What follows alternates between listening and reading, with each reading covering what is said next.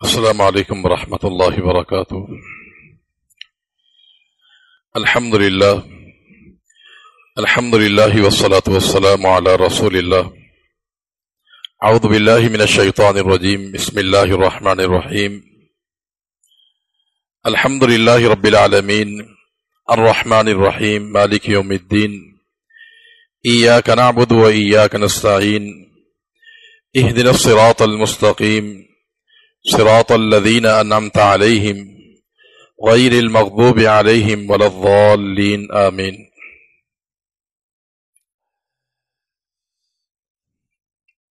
قرآن مجید میں اللہ تعالی نے اپنا تعارف ان الفاظ کے ساتھ فرمایا کہ نبی عبادی انی انا الغفور الرحیم۔ اے میرے پیغمبر، آپ پر یہ بات لازم ہے کہ آپ میرے بندوں کو بتا دیں میرے بارے میں کہ میں غفور بھی ہوں اور رحیم بھی ہوں۔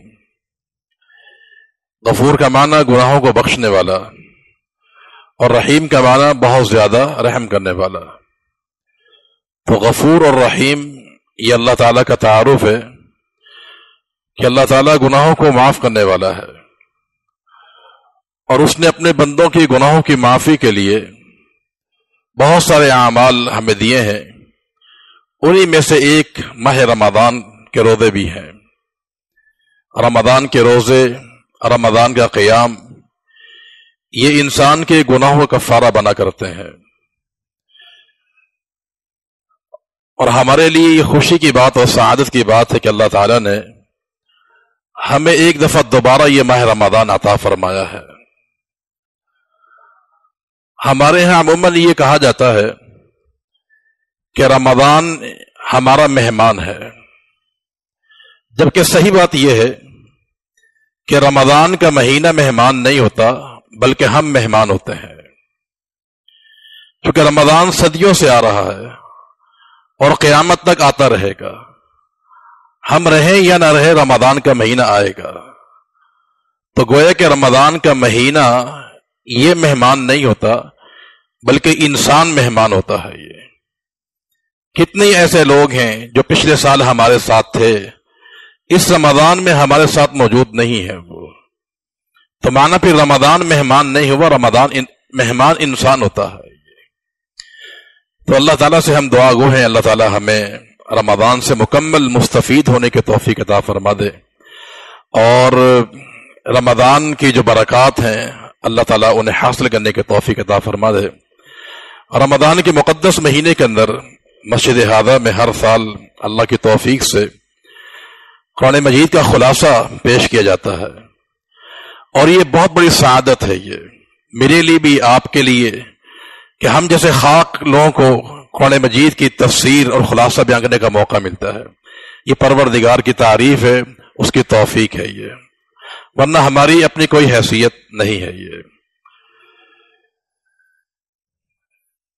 انسان کے لیے اہم ترین کام جس میں انسان کو اپنی زندگی گزارنی چاہیے وہ قرآن مجید کے ساتھ مصروفیت ہے اس کی۔ اپنے قیمتی اوقات کو قرآن کے ساتھ لگانا، قرآن کو پڑھنا اور اس کا ترجمہ سیکھنا، اس کے معنی پہ غور کرنا، یہ انسان کی جو زندگی ہے اس کا سب سے اہم ترین کام یہی ہونا چاہیے۔ یہ قرآن مجید اللہ تعالیٰ نے نازل فرمایا، اور اس کی حفاظت بھی اللہ تعالیٰ نے خود اپنے ذمے لی ہے۔ اِنَّا نَحْنُ نَزَّلْنَا الذِّكْرَ وَإِنَّا لَهُ لَحَافِظُونَ، کہ ہم نے اس قرآن کو نازل کیا ہے اور ہم ہی اس کی حفاظت کرنے والے ہیں۔ اللہ نے قرآن مجید کی حفاظت کے لیے دو بندوبست کیے ہیں۔ بعض تو وہ ہیں کہ جنہوں نے قرآن مجید کے حروف کو محفوظ کیا ہے، یعنی اللہ تعالیٰ کے ایسے سپاہی ہیں قرآن کے حفاظ کہ جو قرآن مجید کے حروف کے محافظ ہیں، سپاہی ہیں، اور کچھ ایسے سپاہی ہیں، محافظین ہیں، کہ جنہوں نے قرآن کی تفسیر کو محفوظ کیا۔ میری مراد احادیث رسول صلی اللہ علیہ وسلم، اللہ نے اس کے لیے محدثین کی جماعت کو پیدا کیا، اور قرآن نے ذکر کیا ہے کہ اِنَّ عَلَيْنَا جَمْعَهُ وَقُرْآنَ فَإِذَا قَرَأْنَاهُ فَاتَّبِعْ قُرْآنَهُ ثُمَّ إِنَّ عَلَيْنَا بَيَانَهُ، کہ قرآن کی تفسیر بھی ہمارے ذمہ ہے، اور قرآن کی تفسیر محمد الرسول اللہ صلی اللہ علیہ وسلم کی سنت کا نام ہے، حدیث کا نام ہے۔ تو اللہ نے قرآن مجید کے حروف بھی محفوظ کیے ہیں، اور قرآن کی جو تفسیر ہے، جو معانی ہے حدیث، وہ بھی محفوظ ہے۔ یہ دونوں میں کوئی تغیر تبدل نہیں ہے۔ جس طرح قرآن مجید حجت ہے، اس طرح قرآن کی تفسیر بھی حجت اور دلیل ہے۔ یہ قرآن مجید میں ٹوٹل 114 صورتیں ہیں، اور ان تمام صورتوں میں سب سے بہترین جو صورت ہے وہ سورہ فاتحہ ہے۔ نمبر 2 سورہ اخلاص ہے،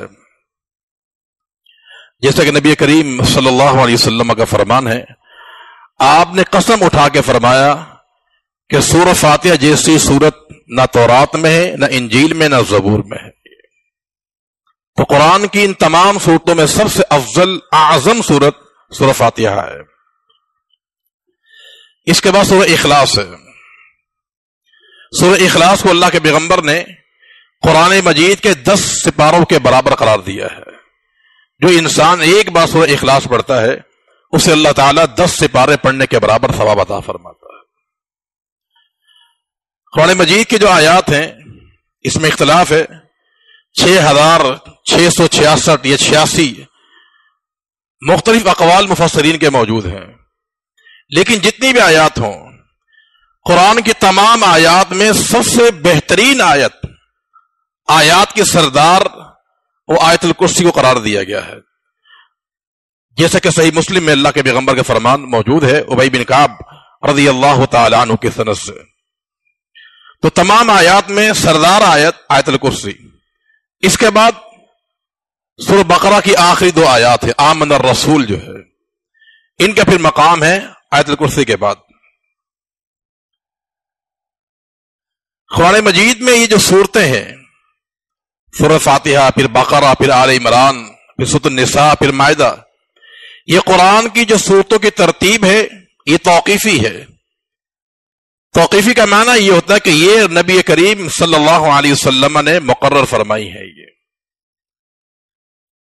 باقی اس کے جو ہمارے 30 سپارے ہیں یہ رکوع ہیں، یہ توقیفی نہیں ہے، یہ بعد میں بنائے گئے ہیں۔ یہ لیکن صورتوں کی ترتیب اللہ کے پیغمبر نے خود فرمائی ہے۔ یہ اور قرآن مجید کی جو ترتیب ہے یہ 2 طرح کی ہوتی ہے، ایک ترتیب نزولی کہلاتی ہے اور ایک ترتیب مصحفی کہلاتی ہے۔ ترتیب نزولی کا معنی یہ ہے کہ قرآن مجید کا نزول جو ہے وہ الگ انداز سے ہوا ہے۔ پہلی سورۃ جو نازل ہوئی سورہ علق ہے، اقرا، اس کے بعد سورہ قلم، پھر سورۃ مزمل، پھر مدثر، پھر سورۃ لہب نازل ہوئی۔ یہ ترتیب نزولی ہے کہ نزول اس انداز سے ہوا ہے، لیکن ترتیب مصحفی میں کیا ہے، پہلی سورہ فاتحہ ہے، پھر سورہ بقرہ ہے، پھر آل عمران ہے، وغیرہ وغیرہ۔ تو یہ دونوں ترتیب جو ہے موجود ہے۔ یہ تو اللہ کی توفیق سے ہم بحمد اللہ قرآن کا آغاز کرتے ہیں، اور کوشش ہوگی کہ ہمارا خلاصہ جو ہے وہ 20 منٹ پر مشتمل ہو، اللہ تعالیٰ کی توفیق سے۔ تو پہلی سورت سورۃ فاتحہ، یہ قرآن مجید کی سب سے عظیم سورت ہے۔ اس کو سب سے عظیم ہونے کا شرف اس لحاظ سے حاصل ہوا کہ اس میں اللہ تعالیٰ کی جو توحید ہے، اس کی جو 3 اقسام ہے، اس کا ذکر کیا گیا ہے، توحید ربوبیت، توحید الوہیت، اور اللہ تعالیٰ کے اسماء و صفات۔ توحید کی تینوں اقسام کے جمع ہونے کی وجہ سے اس سورت کو قرآن مجید کی اعظم سورت کہا گیا ہے۔ توحید ربوبیت کیا ہوتا ہے؟ اللہ تعالیٰ کو خالق ماننا، اللہ تعالیٰ رازق ہے، زندہ کرنے والا، ماننے والا، اسے توحید ربوبیت کہا جاتا ہے۔ اور توحید الوہیت کا معنی یہ ہے کہ عبادات کی جتنی بھی ادائیں ہیں وہ سب کے سب اللہ تعالیٰ کے لیے ہے، خواہ و نماز ہو، قیام ہو، رکوع ہو، سجود ہو، تسبیحات ہو، ذکر ہو، بیت اللہ کا طواف ہے، جتنی بھی عبادات ہیں تمام عبادات کی ادائیں اللہ تعالیٰ کے لیے ہیں، اس سے توحید الوہیت کہا جاتا ہے۔ اور تیسری قسم توحید اسماء و صفات، اللہ تعالیٰ کے نام، اس میں اللہ کا نام لفظ اللہ آیا، الحمدللہ۔ رب یہ بھی اللہ تعالیٰ کے نام ہے، یہ الرحمن الرحیم یہ اللہ کی صفات ہیں، مالک یوم الدین مالک یہ بھی اللہ کی صفت ہے۔ تو ربوبیت، توحید الوہیت، اسماء و صفات کے جمع ہونے کی وجہ سے اس صورت کو قرآن مجید کی سب سے عظیم صورت قرار دیا گیا ہے۔ اور دوسری وجہ یہ ہے کہ اس میں اللہ تعالیٰ نے ایک دعا سکھلائی ہے، اہدنا الصراط المستقیم، کہ یا اللہ ہمیں سیدھے راستے کی ہدایت عطا فرما دے۔ اس سورہ میں ہدایت کو طلب کرنے کا حکم دیا گیا ہے۔ اور میرے بھائیو، ہدایت جو ہے یہ ہمارے لیے ضروری ہے کھانے پینے سے بھی۔ کھانے پینے کا جو معاملہ ہے اس کا تعلق ہماری دنیا کے ساتھ ہے، لیکن صراط مستقیم کا طلب جو ہے اس سے ہماری اخروی نجات ہوگی۔ تو کھانے پینے سے کہیں زیادہ ہم محتاج ہیں کہ اللہ تعالیٰ سے ہدایت کو طلب کریں۔ اور یہاں اللہ تعالیٰ نے فرمایا کہ تم صراط مستقیم کو طلب کرو، اور اس کے ساتھ ساتھ جو دین اسلام کے دشمن ہیں، یہود و نصارہ ہیں، ان سے اپنے آپ کو دور رکھو۔ غیر المغضوب علیہم ولا الضالین، یا اللہ ضالین جو گمراہ لوگ ہیں جن پر تیرا غضب ہوا یہود و نصارہ، ان کے راستے سے ہمیں بچا کے رکھنا۔ سورہ فاتحہ سے بعد مفسرین نے سیدنا ابوبکر صدیق رضی اللہ تعالی عنہ کی خلافت کو ثابت کیا ہے، وہ اس انداز سے کہ یہاں اللہ تعالیٰ نے حکم دیا کہ تم صراط مستقیم طلب کرو۔ یہ کن کا راستہ ہے؟ صراط الذین انعمت علیہم، جن پر اللہ کا انعام ہوا ہے۔ اور انعام یافتہ کون ہے؟ قرآن نے ذکر کیا، من یطع اللہ والرسول فاولئک مع الذین انعم اللہ علیہم من النبیین والصدیقین، کہ انعام یافتہ وہ ہیں جو صدیقین ہیں، انبیاء ہیں، شہداء ہیں۔ تو صدیقین میں صدیق بھی آتے ہیں۔ تو آپ کی جب صدیقیت ثابت ہے کہ آپ صراط مستقیم پر ہے، اس لیے مفسرین نے اس سورت سے آپ کی خلافت کو ثابت کیا ہے۔ اس کے بعد سورۃ البقرہ ہے، یہ قرآن مجید کی سب سے بڑی سورت ہے۔ نبی کریم صلی اللہ علیہ وسلم کا فرمان ہے کہ تم اپنے گھروں کے اندر سورۃ البقرہ پڑھا کرو، جس گھر میں سورۃ البقرہ پڑھی ہے شیطان وہاں سے بھاگ جاتا ہے۔ یہ سورہ قرآن مجید کی قیامت کے دن انسان کی سفارش کرے گی، سفارشی بن کر آئے گی۔ اس کا آغاز ہے الف لام میم کے ساتھ۔ یہ الف لام میم حروف مقطعات میں سے ہے، اور یہ قرآن مجید کی 29 صورتوں کے آغاز میں آتا ہے۔ الف لام میم، الف لام را، صاد، قاف، نون، یاسین، طٰہٰ، یہ سارے حروف مقطعات ہے اور قرآن مجید کی 29 صورتوں کے آغاز میں آتے ہیں۔ یہ ان کے معنی کیا ہیں؟ یہ اللہ کا راز ہے، اللہ عالم بمرادہ، اس کا معنی، اس کا مطلب اللہ کی ذات جانتی ہے اور کوئی نہیں جانتا ہے۔ عموماً ان حروف مقطعات کے بعد جو اگلی آیت ہوتی ہے اس میں قرآن کا ذکر ہوتا ہے۔ اور اسی لیے شیخ الاسلام ابن تیمیہ رحمۃ اللہ علیہ فرماتے ہیں کہ حروف مقطعات لانے کا مقصد یہی ہے کہ قرآن کی صداقت کو ثابت کیا جائے۔ عرب کے لوگ قرآن مجید کو جادو، سحر کہا کرتے تھے کہ یہ نبی کا اپنا کلام ہے۔ یہ تو اللہ نے ہمیں الف لام میم طٰہٰ، الف لام میم را، یہ حروف مقطعات جو عربی زبان سے مرکب ہیں، تم بھی عربی دان ہو، اس کا معنی بتاؤ۔ تو اس لیے ان حروف مقطعات کے بعد عموماً قرآن کی صداقت کا ذکر کیا جاتا ہے، یہ قرآن کے اعجاز کو ثابت کیا جاتا ہے۔ اس کے بعد اللہ تعالیٰ نے متقین کا ذکر کیا ہے اور متقین کی صفات بیان کی ہیں کہ متقی وہ ہوتا ہے یؤمنون بالغیب، جو بن دیکھے ایمان لے کے آتا ہے۔ ایمان بالغیب،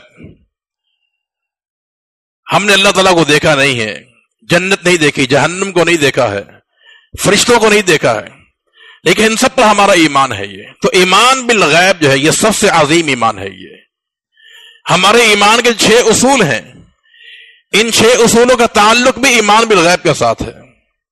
ہم نے انبیاء دیکھے نہیں، لیکن ہمارا ہر نبی پر ایمان ہے۔ ہم نے تورات اور انجیل، زبور جو اصل کتابیں ہم نے دیکھی نہیں ہیں، لیکن ان پر ہمارا ایمان ہے۔ فرشتوں کو ہم نے دیکھا نہیں ہے، ان پر ہمارا ایمان ہے۔ تقدیر پر ہمارا ایمان ہے۔ تو ایمان کے جو 6 اصول ہیں ان کا تعلق بھی ایمان بالغیب کے ساتھ ہے۔ قبر کے اندر عذاب ہے، قبر میں راحت ہے، اس کا تعلق ایمان بالغیب کے ساتھ ہے۔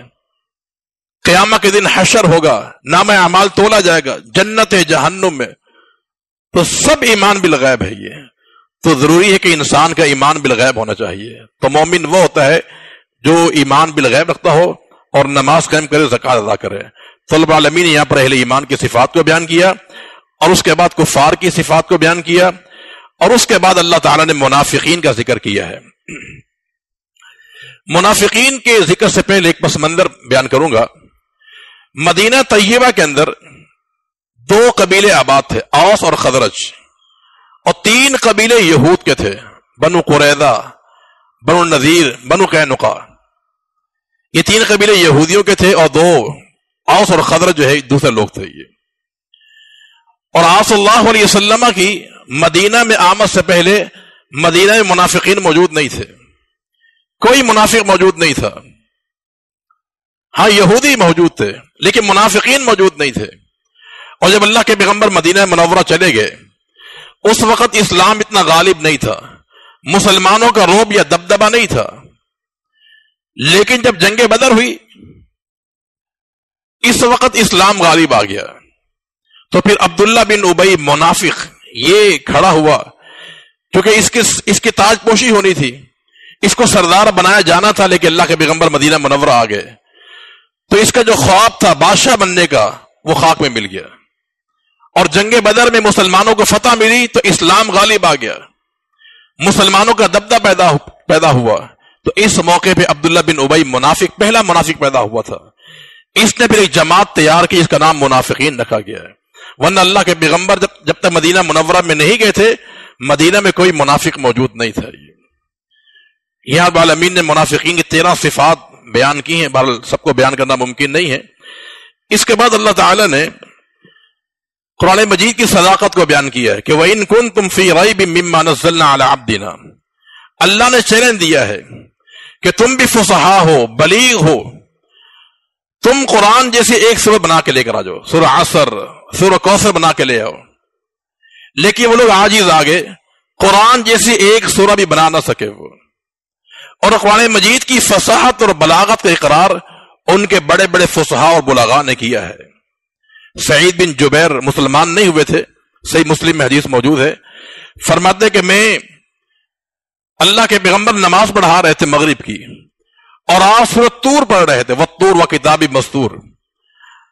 کہتے قرآن جب میں نے سنا، کاد قلبی ان یطیر، قریب تک میرا دل نکل جاتا. تو گویا کہ عرب کے جو بڑے بڑے فصیح تھے بلیغ، وہ قرآن کی فصاحت کا اقرار کر چکے تھے، تبھی ان کے دل میں ایمان داخل ہوتا تھا. اس کے بعد اللہ تعالیٰ نے آدم علیہ الصلوۃ والسلام کی خلافت کا ذکر کیا ہے کہ ہم نے آدم کو بنایا. فرشتوں نے سوال کیا یا اللہ تو کیوں بنا رہا ہے؟ یہ فرشتوں کا سوال حکمت معلوم کرنے کے لیے تھا، اعتراض کرنے کے لیے نہیں تھا. اللہ نے جواب دیا کہ انی اعلم ما لا تعلمون، میں جانتا ہوں تم نہیں جانتے ہو. کہ آدم کا فائدہ کیا ہوگا؟ آدم کے ذریعے بڑے بڑے انبیاء پیدا ہوئے، زہاد، عباد، صالحین، یہ سارے آدم سے پیدا ہوئے علیہ الصلوۃ والسلام تھے. لہذا آدم کی تخلیق میں اس کا بڑا مقصد موجود تھا، یہ انبیاء اس سے پیدا ہوئے ہیں. اللہ تعالیٰ نے آدم علیہ الصلوۃ والسلام کو چند اشیاء کا علم سکھا دیا، اور جب علم دے دیا تو فرشتوں کو حکم دیا کہ آدم کو سجدہ کرو. اسجدوا لآدم، آدم کو سجدہ کرو علم کی بنیاد پر. یہ آدم کو سجدہ کرنا جو ہے یہ سجدہ تعظیمی تھا، یہ بطور عبادت نہیں تھا، تعظیم کے لیے تھا. اور یہاں پر بڑی نفیس بات لکھی ابن تیمیہ رحمۃ اللہ علیہ نے کہ اللہ کا یہ حکم دینا کہ اسجدوا لآدم، کہ آدم کو سجدہ کرو. یہاں جملہ ہے اسجدوا لآدم، لآدم، الی آدم نہیں کہا. ایک ہے آدم کو سجدہ کرو میری وجہ سے کہ میرا حکم ہے، تو گویا کہ آدم کو سجدہ کیا گیا اللہ تعالیٰ کے حکم کی اتباع کرتے ہوئے. اور ابن تیمیہ رحمۃ اللہ علیہ فرماتے ہیں اگر اللہ حکم دے گا کہ مخلوق کو سجدہ کرو تو اللہ رب العالمین کے حکم کی پیروی کی جائے گی. تو یہاں فرشتوں نے جو سجدہ آدم کو کیا تھا یہ اللہ تعالیٰ کے حکم کی پیروی کرتے ہوئے کیا تھا یہ، اور یہ تعظیمی سجدہ تھا جو اس دور میں جائز تھا. اس کے بعد اللہ تعالیٰ نے بنی اسرائیل کا ذکر کیا ہے کہ یا بنی اسرائیل، اے بنی اسرائیل، اے یعقوب کے بیٹو، میری نعمت کو یاد کرو جو تم پر میں نے کی تھی. وَأَنِّي فَضَّلْتُكُمْ الْعَالَمِينَ، اور میں نے تمہیں تمام جہانوں پر مقام بخشا ہے. یہ تمام جہانوں سے مراد قیامت تک نہیں ہے بلکہ ان کے زمانے کے اندر. اب اس دور میں قیامت تک کے لیے جو امت بہترین ہے وہ امت محمدیہ ہے صلی اللہ علیہ وسلم. ان کو جو مقام دیا گیا تھا ان کے زمانے کے اندر تھا, قیامت تک نہیں دیا گیا. اب خیر الامہ امت محمدیہ ہے, بہترین امت اللہ کے پیغمبر کی امت ہے, اور یہ کئی لحاظ سے ہے. دیکھیں اللہ تعالیٰ نے بنی اسرائیل کو آزمایا خوف کے ساتھ اور طمع کے ساتھ, اور اسی طرح اللہ تعالیٰ نے آزمایا اللہ کے نبی کی امت کو خوف کے ساتھ اور طمع کے ساتھ. بنی اسرائیل ناکام ہوئے اور اصحاب محمد کامیاب ہوئے صلی اللہ علیہ وسلم. مثال دے کے بات سمجھاتا ہوں. اللہ نے بنی اسرائیل کو آزمایا خوف کے ساتھ اور صحابہ کرام کو بھی آزمایا خوف کے ساتھ. خوف کی مثال یہ ہے, جب جنگ بدر برپا ہوئی تھی مسلمانوں کی تعداد 313 تھی اور جنگ بھی اچانک برپا ہوئی تھی, ساز و سامان بھی نہیں تھے لڑنے کے لیے, اچانک جنگ برپا ہوئی. اللہ کے پیغمبر نے صحابہ کرام کو لیا, بدر کے میدان میں پہنچے, بڑے مشکل حالات تھے, اسلحہ موجود نہیں تھا, تعداد بھی کم تھی. اللہ کے پیغمبر خیمے میں تشریف فرمائے, لمبی دعائیں آپ نے فرمائی. تو صحابہ نے کیا کہا تھا اللہ کے پیغمبر کو کہ لسنا اصحاب موسیٰ, اللہ کے پیغمبر ہم اصحاب موسیٰ نہیں ہیں, یہ ہم آپ کے ماننے والے ہیں. نقاتل بین یدیک, ہم آپ کے سامنے بھی جنگ کریں گے, پیچھے بھی جنگ کریں گے, آپ کو پورا حفاظت میں رکھیں گے آپ. یعنی اس بدر کے میدان میں صحابہ نے شجاعت کا اظہار کیا. اور اللہ نے جب یہ خوف بنی اسرائیل پہ نازل کیا تھا, اللہ نے حکم دیا بنی اسرائیل کو کہ تم فلسطین میں داخل ہو جاؤ, تو انہوں نے جواب کیا دیا, ان فیہا قوما جبارین, اے موسیٰ وہاں پر ایک بڑی جنگجو قوم رہتی ہے, ہم وہاں جا نہیں سکتے. جانا ہے تو جاتے رب جائے, فاذهب انت وربک فقاتل, ہم نہیں جا سکتے. دیکھیں یہ ہے خوف. صحابہ کرام کامیاب ہوئے, بنی اسرائیل کامیاب نہیں ہوئے. تو اللہ نے امت محمدیہ کو بہتر قرار دیا ہے میرے بھائی. اللہ نے پھر آزمایا طمع کے ساتھ بنی اسرائیل کو بھی اور اس امت کو بھی. طمع کیا تھی؟ اللہ نے حکم دیا بنی اسرائیل کو کہ تم نے ہفتے کے دن شکار نہیں کرنا ہے. یہ ایک طمع لالچ تھی. اس قوم نے کیا کیا, شکار تو نہ کیا ہفتے کے دن, لیکن مچھلی گھر بنا لیے انہوں نے.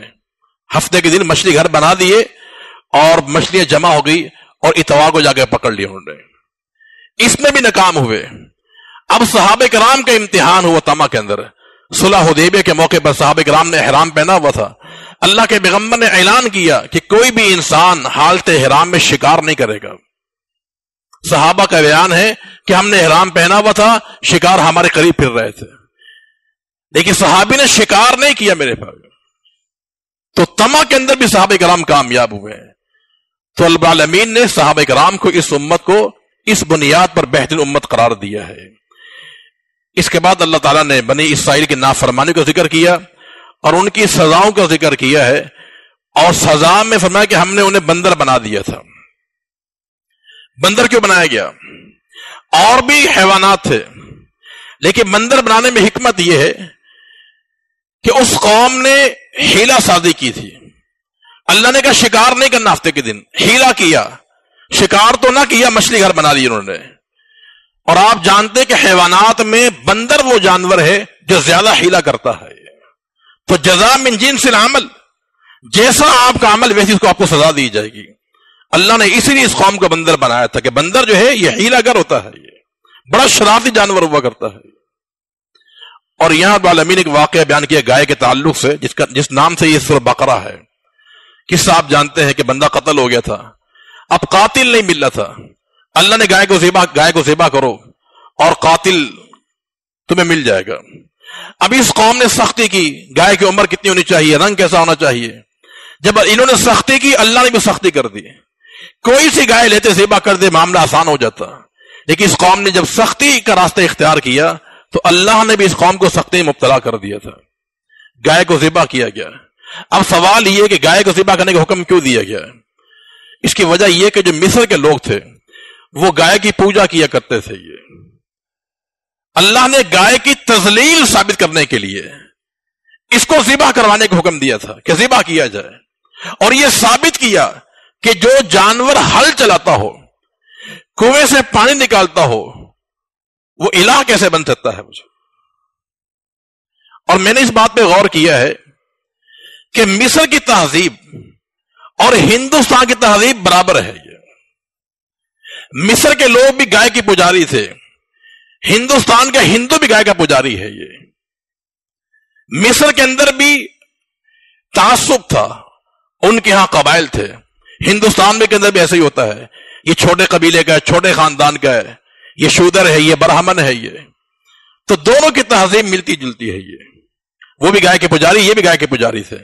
تو اللہ رب العالمین نے گائے کی تذلیل ثابت کرنے کے لیے کہ گائے معبود نہیں ہے، ذبح کرنے کا حکم دیا گیا تھا. اب یہاں پر سوال ہی پیدا ہوتا ہے کہ جب گائے ذبح ہو گئی تو اللہ نے کہا اضربوہ ببعضھا، کہ گوشت کا ٹکڑا لے لو اور اس مقتول کو لگاؤ. یہاں سوال یہ پیدا ہوتا ہے کہ قاتل کو زندہ کرنا ٹکڑا لگا کر کیوں؟ حضرت موسیٰ چاہتے تو اللہ کے حکم سے اس کو ویسے زندہ کر سکتے تھے یہ، لیکن گوشت کا لوتھڑا لگا کر زندہ کیا اس کو کیوں؟ اس کی وجہ یہ ہے تاکہ موسیٰ علیہ السلام کی جو نبوت ہے وہ ثابت ہو جائے. اگر آپ گوشت نہ لگاتے ویسے کھڑا کرتے تو لوگ کہتے موسیٰ جادوگر آدمی ہے یہ. تو اس لیے العالمین نے ان کی نبوت کو ثابت کرنے کے لیے حکم دیا کہ گوشت کا ٹکڑا لگایا جائے مقتول کو. اس کے بعد رب العالمین نے مزید بنی اسرائیل کی خباثتوں کو بیان کیا ہے. ان میں سے خباثت یہ بھی تھی کہ وہ جبریل کو اپنا دشمن کہا کرتے تھے کہ جبریل ہمارا دشمن ہے، وہ جب بھی آتا ہے ہمارے خلاف پیغام لے کے آتا ہے. اور دوسری قباحت یہ بیان کی کہ انہوں نے الزام لگایا سلیمان علیہ السلام پر کہ وہ جادوگر تھے. اور تیسری قباحت یہ ہے کہ وہ اللہ کے نبی کو راعینا کہا کرتے تھے. اللہ نے حکم دیا یا ایھا الذین آمنوا، اے ایمان والو، لا تقولوا راعینا، تم نے راعینا نہیں کہنا ہے. یا ایھا الذین آمنوا کا جو جملہ ہے عبداللہ بن مسعود کا قول ہے رضی اللہ تعالیٰ عنہ کہ قرآن مجید میں جب بھی یہ جملہ آ جائے یا ایھا الذین آمنوا تو کان لگا کے سنا کرو. اللہ نے اہل ایمان کو مخاطب کیا ہے. کسی کام کو حکم دیا جا رہا ہے یا کسی کام سے روکا جا رہا ہوگا تو یا ایھا الذین آمنوا، ایمان والو، لا تقولوا راعینا، تم نے نبی کو راعینا نہیں کہنا ہے. راعینا کا معنی بکری کا چرواہا. دیکھیں یہاں یہ بات یاد رہے، یہاں مقصد یہ لفظ نہیں ہے، صرف راعینا مطلب نہیں ہے، مطلب ہر وہ لفظ جس میں نقص کا معنی ہو، یا ہر وہ لفظ جس میں دونوں معنی پائے جائیں، اچھا معنی بھی برا معنی بھی، وہ نبی کے لیے استعمال کرنا جائز نہیں ہے. اب راعینا کا معنی بکری کا چرواہا بھی ہوتا ہے اور راعینا کا معنی ہمارا لحاظ کرو. لفظ ایک ہی ہے، معنی دونوں ہے، اچھا معنی بھی ہے، برا معنی بھی ہے. تو اللہ نے نبی کی حرمت کے لیے ایسا لفظ استعمال کرنا حرام قرار دے دیا جس کا اچھا معنی بھی ہوتا ہو. تو یہاں سبق یہ ہے، قاعدہ یہ یاد رکھیں کہ یہاں سے الفاظ یہ منع نہیں کیا کہ راعینا، ہر وہ لفظ جس میں وہم پیدا ہوتا ہو، نبی کی توہین، نبی کی تنقیص معلوم ہو، اس کو استعمال کرنا حرام ہے. یہ میں اس کی مثال دے کے بات واضح کرتا ہوں. مثال کے طور پہ لفظ عبد النبی اور عبد الرسول. اب لفظ عبد یہ دو معنی کے لیے آتا ہے. عبد بمعنی غلام، تو عبد النبی کا معنی نبی کا غلام، عبد الرسول کا معنی رسول کا غلام. اس حد تک تو معنی ٹھیک ہے، لیکن لفظ عبد کا معنی عابد بھی ہوتا ہے. تو عبد النبی کا معنی کیا؟ وہ نبی کا عبادت کرنے والا، نبی کی پوجا کرنے والا. عبد الرسول، رسول کو پوجنے والا. اس لیے اسلام نے حرام قرار دیا کہ عبد النبی نام رکھنا جائز ہی نہیں ہے. یہ اگرچہ اس میں ایک پہلو اچھا بھی پایا جا رہا ہے، غلامی کے معنی کے اندر بھی آتا ہے، لیکن چونکہ اس میں وہم موجود ہے کہ بمعنی عابد بھی ہو سکتا ہے، اس لیے عبد النبی، عبد الرسول نام رکھنا جائز نہیں ہے. تو ہر وہ لفظ جس میں یہ وہم پیدا ہو کہ اس کا معنی اچھا بھی ہو اور اس میں قباحت کا معنی بھی ہو، اس کا استعمال کرنا جائز نہیں ہے. اس کے بعد آخر میں اللہ تعالیٰ نے ابراہیم علیہ السلام کا واقعہ بیان کیا ہے، اور یہ واقعہ اس لیے بیان کیا ہے کہ یہاں پر امامت کی تبدیلی کی جا رہی ہے کہ ہم نے پہلے امامت بنو اسحاق کو دی تھی، یعقوب کے پاس تھی علیہ السلام، لیکن جب ان لوگوں نے نافرمانی کی، یہودیوں نے نافرمانی کی، خباثتیں کی، تو اللہ نے امامت چھین کر بنو اسماعیل کو عطا فرما دی ہے. اور یہاں پر ابراہیم علیہ السلام کی چند دعائیں ذکر کی ہیں کہ رب اجعل ھذا بلدا آمنا، یا اللہ اس مکہ مکرمہ کو امن والا بنا دے، اس میں لوٹ مار نہ ہو، زلزلہ نہ آئے، قحط نہ پڑے. ایک یہ دعا کی, اور نمبر 2 وَرْزُقْ أَهْلَهُ مِنَ الثَّمَرَاتِ, یا اللہ یہاں کے باشندوں کو روزی عطا فرما دے. یہ دونوں دعائیں رب العالمین نے قبول فرمائی ہیں. مکہ المکرمہ میں زلزلے نہیں آتے میرے بھائی, قحط سالی وہاں پر نہیں ہوتی, دنیا کا ہر پھل وہاں پر موجود ہوتا ہے. اور تیسری دعا کیا ہے کہ ربنا وجعلنا مسلمین لک, یا اللہ ہمیں فرما بردار بنا دے. یہ دعا ابراہیمی ہے یہ. اور چوتھی دعا کیا ہے, ربنا تقبل منا, یا اللہ جو کیا قبول فرما لے. اصل چیز قبولیت ہے میرے بھائیو. انسان عبادات کرتا ہے, اگر قبول نہ ہو تو سارا یہ عمل بیکار ہے. یہ تو ربنا تقبل منا, انسان کو ہمیشہ اللہ تعالیٰ سے عمل کی قبولیت کی دعائیں کرنی چاہیے. یہ اگر عمل قبول نہیں ہے تو میرے بھائی سارا عمل بیکار ہے. یہ جنگ بدر جب برپا ہوئی تھی اور جب رب العالمین نے مسلمانوں کو فتح سے ہمکنار کیا, تو مدینہ منورہ کے جو سرحدی علاقہ تھا وہاں پر لوگ منتظر تھے اپنے رشتہ داروں کے.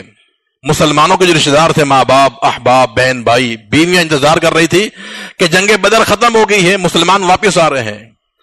تو ان انتظار کرنے والوں میں خاتون بھی تھی, ام حارثہ اس کا نام تھا. یہ بھی انتظار کر رہی تھی. اس کا بیٹا جب بدر کے میدان میں گیا ہوا تھا. اب قافلے واپس آ رہے ہیں, کسی کا باپ واپس آ رہا ہے, کسی کا بھائی آ رہا ہے, شوہر واپس آ رہا ہے, لیکن ام حارثہ کا بیٹا واپس نہیں آیا. اب ماں پریشان ہوگی کہ پورے قافلے آ چکے ہیں لیکن میرا بیٹا نہیں پلٹا ابھی تک.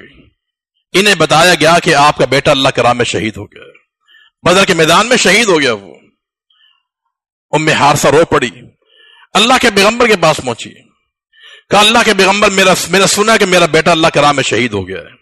آپ یہ بتائیں کہ میرا بیٹا جو ہے, میرا اکلوتا بیٹا تھا ایک, اور دنیا میں میرا کوئی نہیں ہے, یہ بتائیں کہ میرے بیٹے کی شہادت قبول ہوئی یا نہیں ہوئی.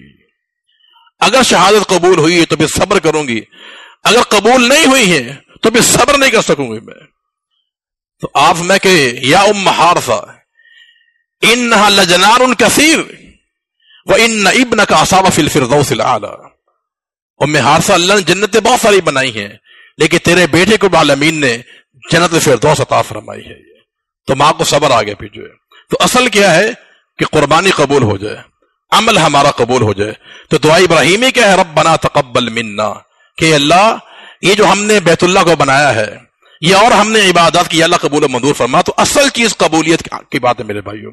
اور آخری آیت, تلک امۃ قد خلت لہا ما کسبت ولکم ما کسبتم ولا تسألون عما كانوا يعملون. فرمایا یہ امت گزر چکی ہے, یہ انبیاء جا چکے ہیں. اس میں اشارہ یہ ہے کہ جو تمہارے اکابرین تھے, تمہارے جو اکابرین تھے ان کی وجہ سے انسان کی بخشش نہیں ہوگی. لہا ما کسبت ولکم ما کسبتم, جو تم نیک عمل کرو گے تم کامیاب ہو جاؤ گے, جو انہوں نے کیا اپنے لیے کیا ہے. تو اکابرین کا عمل تمہارے کام نہیں آئے گا, تمہیں تمہارا عمل کام آئے گا. لہا ما کسبت ولکم ما کسبتم. اور اللہ کے نبی کا فرمان بھی ہے کہ من بطأ بعملہ لم یسرع نسبہ, جس انسان کی دنیا کے اندر عمل کی سواری کمزور رہی قیامت کے دن